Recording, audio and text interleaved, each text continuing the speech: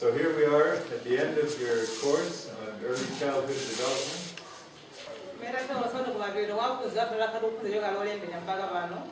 And we just want to give our sincere thanks and appreciation for a very good job.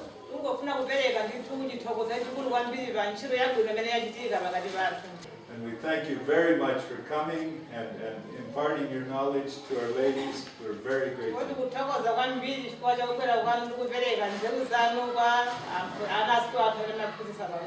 And we're hopeful that the video we will make out of this will be able to help many people and be of benefit to many Malawians to learn about ECD.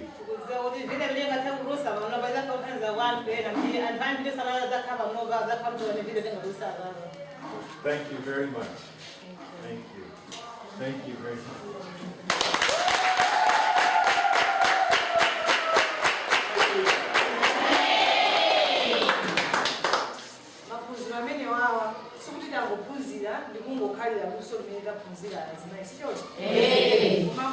Maphunziro amene wawa akabwerese kusintha pamiyoyo yathu akasinthe mmene timaganizira akatisinthe moyo wathu wa tsiku ndi tsiku komanso kuti nzeru ndi luso limene taphunzira maphunziro amene wawa zikathe kuteteza miyoyo ya ana komanso kuti zikathe kuwapindulira ana athu amene wamuumira ngoyamba. For that little child with no father, for that man with no place to stay, for that little boy living with AIDS, here's my shoulder, lean on me.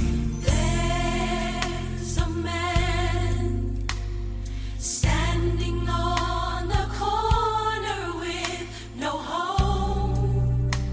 He has no food and his blue skies are gone. Can't you hear it? Can't you hear him crying out?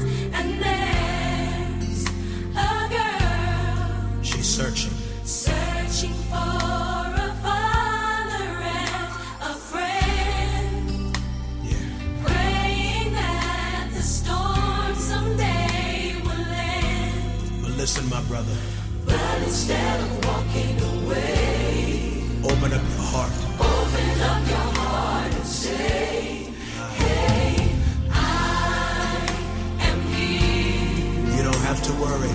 You don't have to worry, I can See your tears. your tears. Yeah. I'll be there in a hurry when you call. Friends are there to catch you when you fall. Yeah. Here's my shoulder, you can lean on me. No matter what you're facing, no matter your circumstance.